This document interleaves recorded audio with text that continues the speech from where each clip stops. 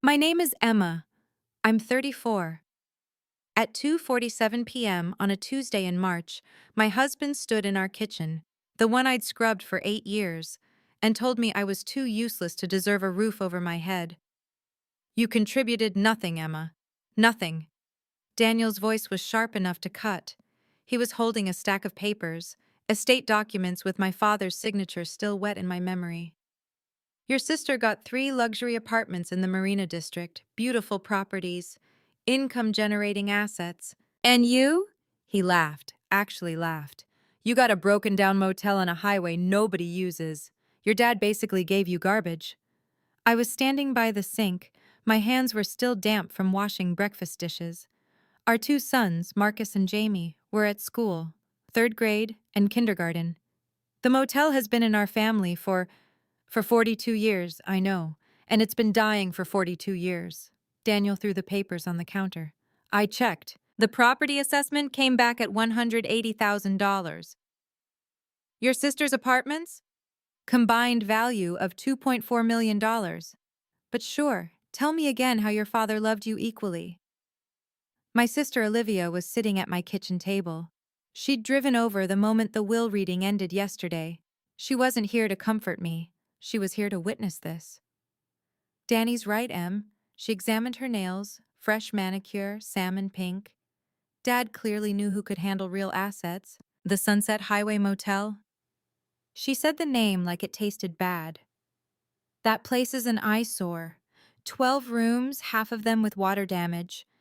The neon sign hasn't worked since 2009. It was our grandfather's, and now it's yours. Daniel cut me off again. He did that a lot. 8 years of marriage, 8 years of being cut off mid-sentence. Here's what's going to happen. You're going to sell that dump for whatever you can get, probably $150,000 after fees and repairs, and you're going to give me half. That's only fair since I've been supporting you for nearly a decade while you played house. Something cold slid down my spine. Supporting me? I raised our children. I managed this household. I did your bookkeeping for the business until I hired a real accountant who actually had certifications. Daniel's smile was thin. You balanced a checkbook, Emma. That's not a career. You don't have a degree. You don't have work history. You have nothing to show for the last 8 years except 2 kids and a lot of Pinterest boards. Before I go on, if stories about standing up for yourself mean something to you, please hit like and subscribe. And tell me in the comments where you're watching from right now and what time is it there. Olivia stood up. She was wearing a cream cashmere sweater that probably cost more than my grocery budget. I think what Danny's trying to say is that maybe this is a wake-up call. You've been dependent for so long. Maybe Dad was trying to teach you something. Teach me what? That you can't coast on being pretty and sweet forever. She said it gently, like she was doing me a favor. You're 34, Emma. You dropped out of community college to marry Daniel. You have no skills, no resume. If you and Danny split, she glanced at him, something passing between them that made my stomach turn. You'd be working minimum wage somewhere, if you could even get hired. I looked at my husband. Are we splitting? He shrugged. That depends on you. If you're reasonable about the motel money, we can talk. If you're going to be difficult. He let it hang there. The papers were still on the counter. I picked them up with shaking hands. Property deed, tax assessment, a handwritten note from my father that I hadn't read yet because I couldn't see through my tears at the lawyer's office yesterday. I need time to think. You have until Sunday. Daniel checked his watch. The Tag Heuer I'd saved for 3 Christmases to buy him. Olivia and her husband are taking us to dinner. Same restaurant where they closed their last investment deal. 6 p.m. sharp. You can give me your answer then. And if I say no? His face changed. Something mean slid across it. Then you can figure out how to feed Marcus and Jamie on your own. See how long you last without me. They left together. I watched from the window as Olivia's husband pulled up in their Tesla. He kissed her cheek, shook Daniel's hand like they were old friends. Maybe they were. Maybe they'd been laughing about me for months. I sat down at the kitchen table. It was 3:14 p.m. The house was silent except for the refrigerator hum. In 6 hours, I'd have to pick up my sons from after-school care. In 6 hours, I'd have to smile and ask about their day and pretend their father hadn't just called their mother useless. The note from my father was folded in thirds, his handwriting spidery and careful, the way it had gotten after his first stroke. I didn't open it yet. Let me take you back 19 years to the last time I felt this small. I was 15. My mother had left 3 years earlier, moved to Nevada with a man who sold irrigation equipment. My father raised Olivia and me alone. He worked the front desk at the Sunset Highway Motel 6 days a week, from 3 p.m. to midnight. The place was already struggling then. One night, Olivia came home with her boyfriend, a college senior named Derek with a trust fund and a sports car. I was in the kitchen doing homework. Geometry. I was failing. "This is where you live?" Derek looked around our apartment like he was touring a crime scene. We lived in the small manager's unit attached to the motel office. 2 bedrooms, 1 bathroom, carpet from 1987. Olivia laughed, embarrassed. "It's temporary, just until my dad figures things out." My father came in from his shift. He smelled like cigarette smoke from guests and Pine Sol. His work shirt had a name tag. Bill, manager. He'd owned the place for 12 years at that point, but he wore the manager tag anyway. "You must be Derek." My father held out his hand. "Olivia's told me about you." Derek shook it limply. "Sir?" We had dinner, spaghetti with jarred sauce. My father asked Derek about college, about his major, about his plans. Derek answered in monosyllables, checking his phone. After they left, I helped my dad wash dishes. "He's not good enough for her," I said. My father smiled. "Maybe not, but she'll figure it out." "How do you know?" "Because your sister is smart. She just needs to learn the difference between what shines and what's strong." He dried a plate, set it in the cabinet. "You know why I gave you the name Emma?" I shook my head. "It means universal. Whole. Your mother wanted something fancier, but I insisted. Because you were perfect exactly as you were. You didn't need anything added." He kissed the top of my head. I was taller than him already, but I still felt small in a good way. "I gave it to you because it is strong," he said. I didn't understand what he meant then. The week after my father's funeral, Olivia invited me to lunch. We met at a cafe downtown, the kind with $18 salads and sparkling water in glass bottles. "I'm worried about you." She cut her kale into precise pieces. "The motel is going to drain you dry. Property taxes alone are probably $8,000 a year. And the maintenance? Emma, the roof needs replacing. The plumbing is from the Nixon administration." "I haven't decided what to do yet." "Danny says you're being stubborn." She sipped her water. "He showed me the assessment. $180,000. That's nothing in this market. My smallest apartment is worth $700,000. I poked at my soup. Tomato bisque. It tasted like nothing. "Dad wanted me to have it." Dad was sentimental. He couldn't let go of Grandpa's legacy even when it was bleeding him dry. Her voice softened. Practiced sympathy. I love you. You're my baby sister. But you have to be realistic. You have 2 kids and a husband who's losing patience. Sell the motel, take the money, invest it in something sensible." "Like what?" "Like nothing. Put it in savings. Use it for the boys' college fund." She reached across the table, squeezed my hand. "Let me help you. My realtor can list it. We'll clean it up, stage it, maybe get you $200,000 if we're lucky." I pulled my hand back. "I need to think." Her expression cooled. "Don't think too long. Properties like that, they deteriorate fast. Every month you wait, you're losing value." I went home. Daniel was in his office on the phone with someone laughing. I heard him say, "Yeah, she's still clinging to it. I give her another week." That night, I couldn't sleep. I got up at 2:30 a.m. and drove to the motel. It was exactly as Olivia described. The Sunset Highway Motel sat on a frontage road off Highway 219, 30 miles from town. 12 rooms in an L shape, pink stucco with turquoise doors. The neon sign said vacants because the Y had burned out in 2009 and my father never fixed it. I used my father's key. The office smelled like dust and old carpet.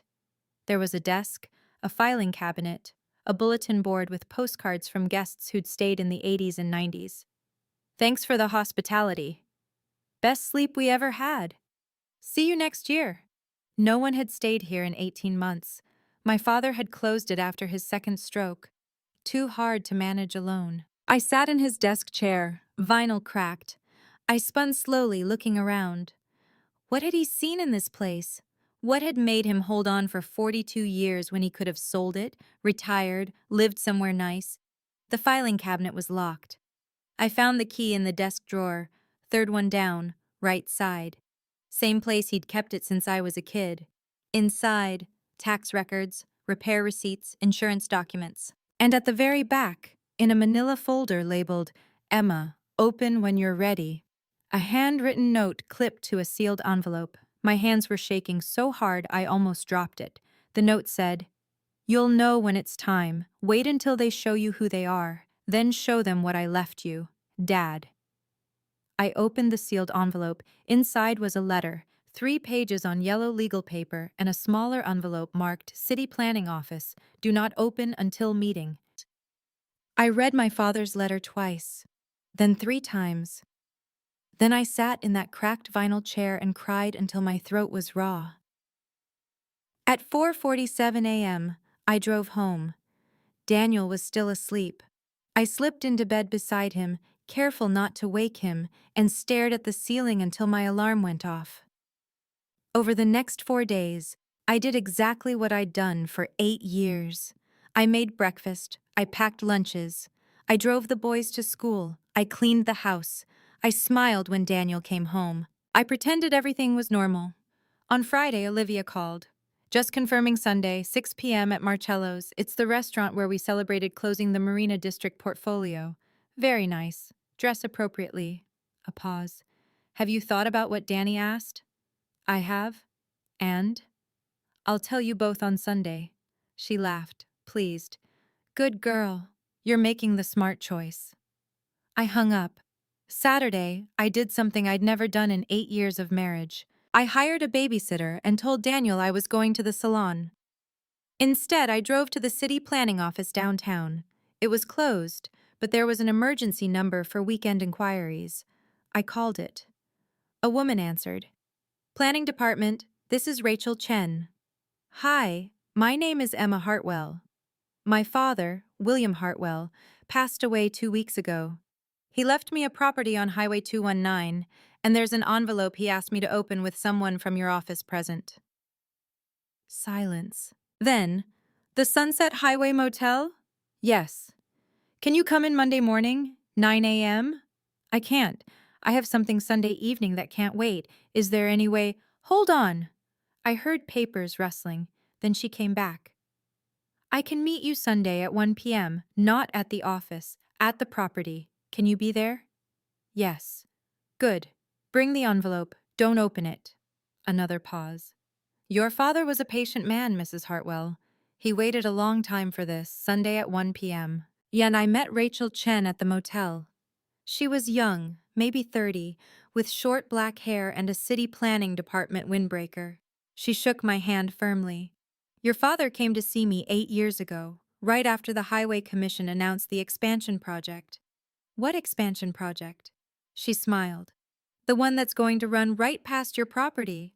Highway 219 is being widened to 6 lanes.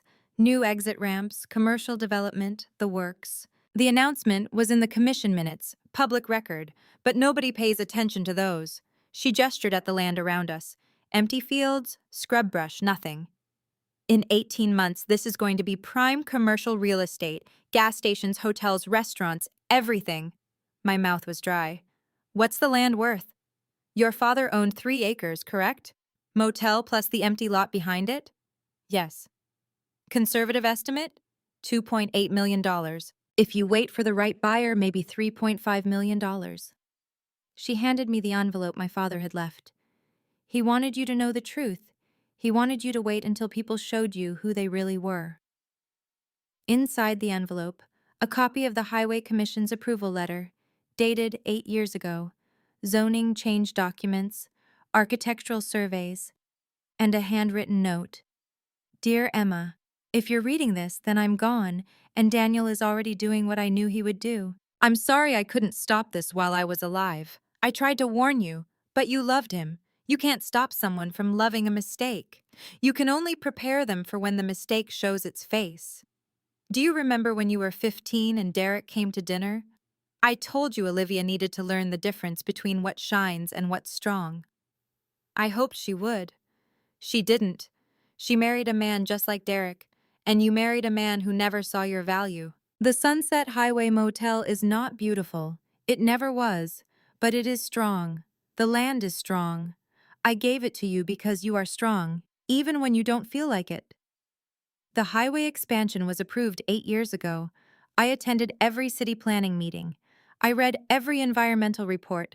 I knew this land would be worth millions, but I never told anyone. Not Olivia, not your husband, not even you, because I knew they would take it from you the moment they knew. I've been planning for this since you married Daniel. I saw how he looked at you, like you were something he owned, like you were decorative. I knew the day I died, he would show you exactly what you were worth to him. The original deed is with my attorney, Marcus Webb. His office is at 445 Northwest Oak Street. Everything is in your name alone. Daniel has no claim to it. It was your inheritance before you married him. California law protects that. Inside this envelope, copies of the highway approval, originals with Marcus, zoning change confirmations, 3 written offers I received last year. I turned them all down and told them to contact you after my death. Rachel Chen's contact information, she's been very helpful. The highest offer was $3.2 million from a development company called Summit Ridge Properties. They want to build a travel plaza, gas station, restaurant, convenience store. They've been waiting 8 years for me to pass so they could approach you. You are not useless, Emma. You are not decorative. You raised 2 beautiful boys. You kept a home. You balanced books for a business that wasn't even yours. You did all this while being told you did nothing. Your grandfather built this motel in 1962. He always said, "What matters isn't what something looks like, it's what it can become." You can become anything, little architect. All my love, I gave it to you because it is strong. Dad. I sat in Rachel Chen's car and read it 4 times. She waited, patient. Finally, I looked up. My sister got 3 apartments worth $2.4 million total. He left me land worth $3.2 million. Actually, with the new commercial zoning approved last month, I'd estimate closer to $4 million. Summit Ridge's offer is outdated. She handed me a business card. That's my direct line. When you're ready to sell, call me first. I can connect you with developers, or you can develop it yourself. The choice is yours. He planned this for 8 years. He loved you very much. I drove home. It was 3:30 p.m. I had 2.5 hours before dinner. I took a shower. I put on a black dress, simple. The one Daniel always said made me look acceptable. I did my makeup. I fed the boys early and told them Daddy and I were going to dinner with Aunt Olivia. Is Aunt Olivia going to talk about her apartments again? Marcus asked. He was 8, already too smart. Probably. She's boring, Jamie said. I kissed their heads. Be good for Mrs. Chen. Different Chen, but the coincidence made me smile. At 5:50 p.m., Daniel came downstairs. He looked surprised. You're dressed. You said 6 p.m. I didn't think you'd actually come. I figured you'd throw a tantrum and stay home with the kids. I'm not a child, Daniel. Could have fooled me. He grabbed his keys. Let's get this over with. We drove in silence. Marcello's was downtown, white tablecloths and wine lists in leather folders. The kind of place where Daniel took clients. Olivia and her husband Greg were already there, corner table visible from the entrance. They'd dressed for an occasion. Emma! Olivia stood, kissed my cheek. You look nice. Thank you. Greg shook Daniel's hand. They'd become friends over the past year, golfing buddies. Greg worked in commercial real estate. He'd helped Olivia buy the Marina District apartments. We sat. Olivia ordered wine, Daniel ordered scotch. I asked for water. So, Olivia smiled at me across the table. Have you thought about our conversation? I have. And? Daniel leaned forward. Are you going to be reasonable? The waiter brought drinks. I waited until he left. I spoke with the city planning department. I kept my voice calm. About the property. Olivia's smile didn't change. Good. They can probably recommend a good realtor who specializes in distressed properties. I also spoke with my father's attorney, and I met with someone from the Highway Commission. Daniel's expression shifted. Something like worry flickered across it. Why would you talk to the Highway Commission? I reached into my purse and pulled out the folder Rachel Chen had given me. Copies of everything. I slid it across the table to Daniel. Because in 8 years, my father attended every single city planning meeting. He knew Highway 219 was being expanded. He knew the Sunset Highway Motel was sitting on 3 acres of land that would become prime commercial real estate. I opened the folder. These are copies of the Highway Commission's approval, dated 8 years ago, before I married you. Daniel picked up the papers. His face went white. Olivia leaned over, reading. What is this? The Sunset Highway Motel isn't worth $180,000. I took a sip of water. My hands were steady. The property assessment you showed me was for the building only, not the land. The land is worth between $3.2 and $4 million depending on the buyer. The color drained from Olivia's face. Greg grabbed the papers. He was reading fast, flipping pages. This is a highway expansion plan. This is... He looked at Olivia. Did you know about this? No. Her voice was barely a whisper. There are 3 written offers in that folder, I pointed. Summit Ridge Properties offered $3.2 million last year. My father turned them down. He told them to contact me after his death. Daniel's jaw was clenched so hard I could see the muscle jumping. Your father never said anything. He didn't tell anyone. He wanted to see what you would do. I looked at my husband. He wanted to see if you'd show me what I was worth to you. Emma, Olivia's voice was shaking. You can't possibly think that you called me to lunch to convince me to sell cheap? That you offered to list it with your realtor so you could control the sale? I smiled. It felt strange on my face, like a muscle I'd forgotten how to use. Yes, Olivia, I think exactly that. Greg was staring at his wife. You knew the motel was worthless. You told me it was worthless. We laughed about it. I didn't know! Olivia's voice rose. People at nearby tables turned to look. How could I know? Dad never said anything. He said plenty. I pulled out my father's letter. I didn't read it aloud. Some things were private, but I showed them the signature line. I gave it to you because it is strong. He knew you'd do this. I looked at Daniel. He knew you'd call me useless. He knew you'd demand half. He knew you'd threaten to leave me if I didn't sell. I folded the letter carefully. He was right. Daniel's hands were shaking. We can split it, community property. We're married. The inheritance came before the marriage. California law protects it. I checked with 3 attorneys yesterday. I signaled the waiter. I'd like to order now, please. The waiter looked nervous. Of course, ma'am. I ordered the salmon. Daniel ordered nothing. Olivia was crying, mascara running. I can't believe you think I would... She hiccuped. I'm your sister. You are. And you got 3 apartments worth $2.4 million total. I got land worth $4 million. Dad loved us equally. He just knew us differently. Greg stood up. I need air. He walked out. Olivia followed, stumbling in her heels. Daniel stayed. He was staring at the folder like it might catch fire. You knew, he said finally. You knew before tonight. I found out Sunday afternoon, and you didn't tell me. You didn't ask. You demanded. You called me useless. You threatened to throw me and our sons out. I met his eyes. You showed me exactly what you thought of me. I was upset about your father. You called me useless before Dad died. You've been calling me useless for 8 years. You just finally said it out loud. The salmon came. I ate slowly. It was very good. Daniel sat there, frozen. Finally, he said, "What do you want?" "I want a divorce. I want full custody of Marcus and Jamie. I want child support calculated on your actual income, not the version you report." I wiped my mouth with the napkin. "And I want you to leave the house by Friday. The house is in both our names." The down payment came from my father, a gift before the wedding, also protected under California law. I'd done my homework.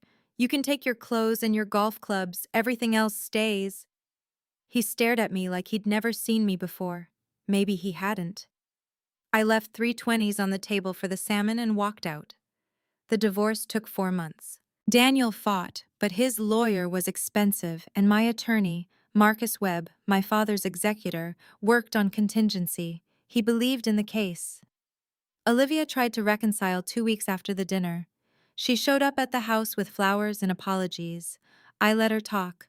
She cried. She said Greg had left her, moved out, filed for separation. She said her business partners were asking questions about her judgment. She said she was sorry. I told her I forgave her. I did, mostly. But I also told her I needed space. "How much space?" she asked. "I'll let you know." She never asked about the motel. Never asked how much I sold it for, or if I kept it, or what I planned to do. I sold it 6 months later to Summit Ridge Properties for $3.8 million. After taxes and attorney fees, I walked away with $2.6 million. I put $500,000 in a college fund for Marcus and Jamie.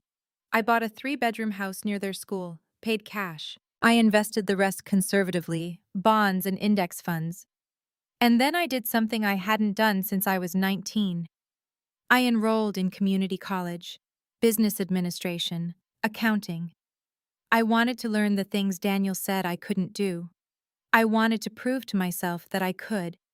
My father's death certificate is framed on my office wall, not because I'm morbid, but because next to it is his letter, the one where he called me Little Architect.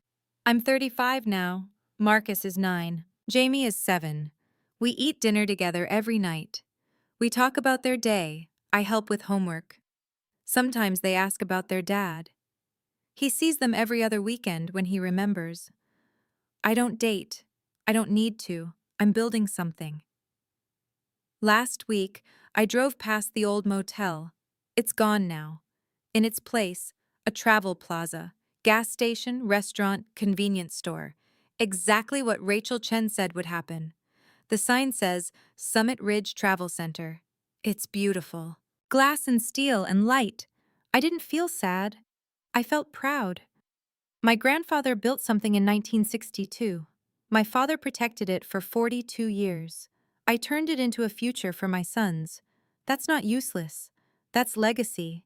If you've ever been told you contribute nothing, type, "I contribute everything" in the comments. Or if you're still fighting to prove your worth to someone who refuses to see it, type, "I'm done proving." Both are valid. Both are strong. If this story meant something to you, check the description for more stories just like this one. Thank you for being here.